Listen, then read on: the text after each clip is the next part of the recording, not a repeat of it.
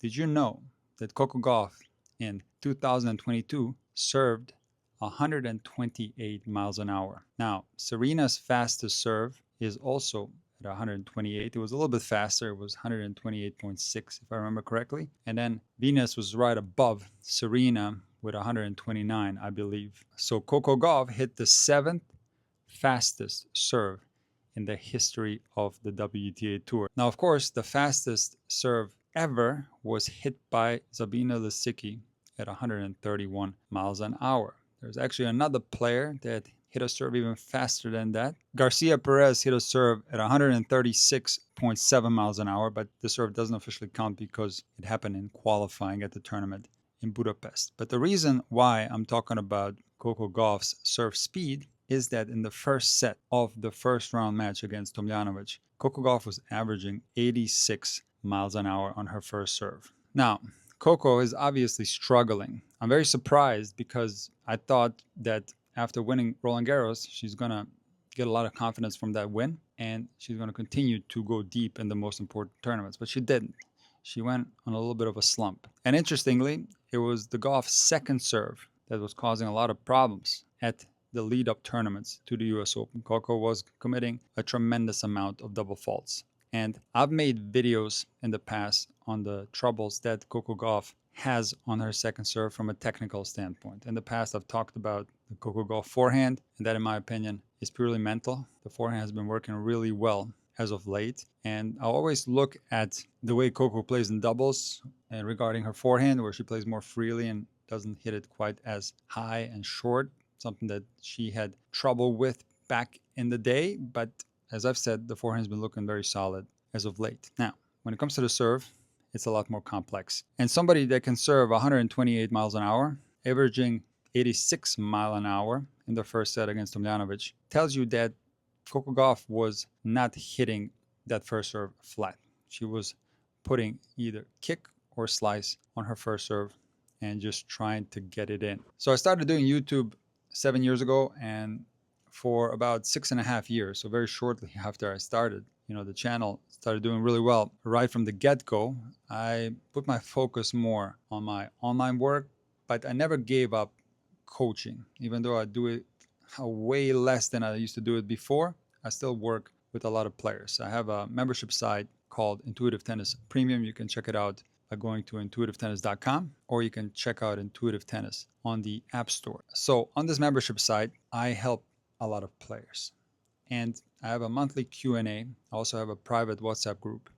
I can tell you that one of the most frequent concerns that players have, and one of the most frequent questions, is the second serve. So a very common scenario is that players have low confidence on that second serve in matches and they just tap it in, or some try to hit it and they commit a lot of double faults, and most of the time it's due to technical problems. So a lot of my students are working on a kick serve, which is absolutely the best way to hit a second serve. I'm not going to go into the reasons why, but you can check out some of my other videos on that subject. Players often ask me, Nick, I'm working on my kick serve. My second serve is garbage in matches. What do I do? Do I use my newly learned kick serve in a match, or do I just use my old serve? And I tell every player the same thing. When you go into a match, I do not want you to double fault, because this can have a catastrophic effect on not only your serve, but the rest of your game. It can drag your game down, and now you're going to start playing horrible. You're going to hate tennis. You're going to lose to players that you haven't lost to before. And this is something that's very dangerous. So my advice is that you use the serve in matches that you know is going to go in, even if that might be a technically deficient serve, or most commonly at the lower racket levels is that tap-in serve, in other words, a slower version of a flat serve. This is what you got to do in matches, because I do want you to get that second serve in. I don't want you to double fault. And now what you're going to do is you're going to put a tremendous amount of reps learning the kick serve, getting rid of fundamental errors.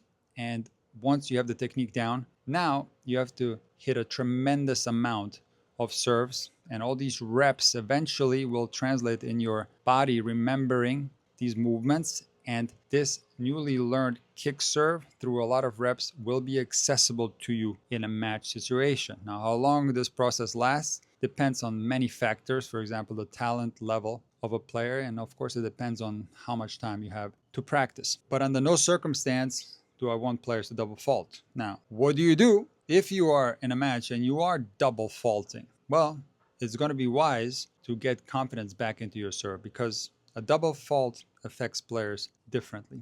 Maria Sharapova just got introduced to the International Hall of Fame, and I regard Maria as one of the best servers of that era. And something interesting about Sharapova is the fact that she used to hit a lot of double faults.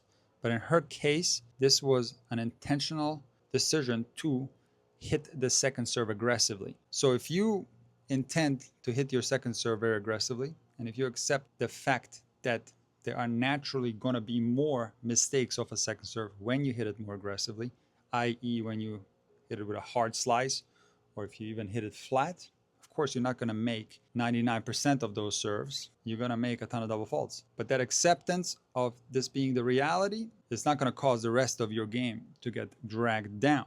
Now, if you intend to put control on your second serve, you intend to hit a kick, and yet you're double faulting, this can have a horrible effect on your mental game. You're going to lose confidence not only on your second serve, but maybe even on your first serve.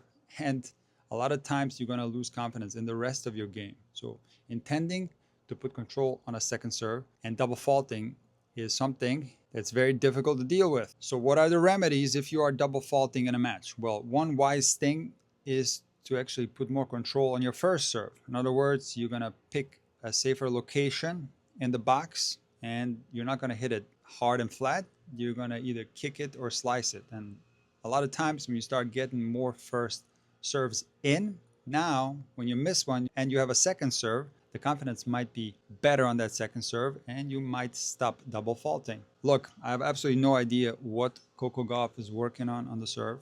There's no info available on that, keeping it secret, and that's perfectly fine. It's quite possible that Coco was trying to just play it safe on her first serve in the first set, and that's why she averaged 86 miles an hour.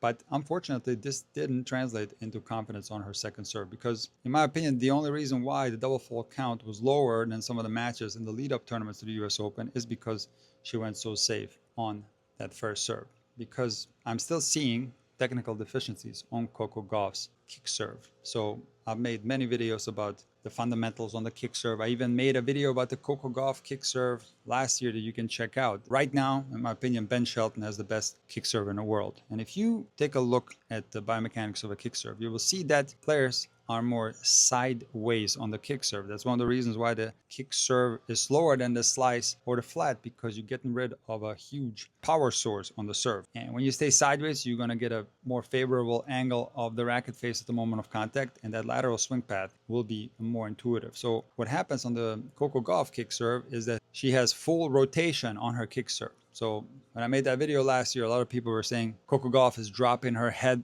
on the serve, and you have to understand that the head is going to move with the torso. So Coco Gauff is not necessarily dropping her head. The head, when you hit a flat serve or a slice serve, will rotate forward with the torso, and when you stay more sideways, the head is going to be positioned towards the side. So it's not going to drop as much. In other words, when you stay more sideways on the kick serve. But most importantly, and the reason why Coco Gauff struggles with the kick serve, is that the contact point when she rotates forward ends up behind her head. I'm talking about behind her head in this way.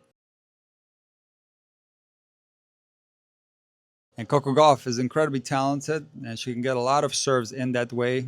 And when there's no pressure, she can get the kick serve in one after another. She can get tons of them in a row, as Brett Gilbert said last time. But one thing about having some technical deficiencies is that when the pressure is there, these technical deficiencies are magnified, and now you have a serve problem that's far greater in a match situation compared to a practice situation or a match when there's not that much pressure. So it's not necessarily the toss on the Coco Gauff serve that's the issue. It's more the fact that she continues to have a full torso rotation on the kicker. And I did study her serve yesterday, and that problem is still there. But as you guys probably know, Coco Gauff is working really hard on her serve, and these changes take time to implement. Now, Another question that a lot of people are bringing up, is it wise to change your technique a few days before a Grand Slam tournament? And in my opinion, it's not wise. What I said before applies to the Coco Gauff situation. You are not going to be able to get enough reps into a new technique for you to trust it in a match situation. So this is something that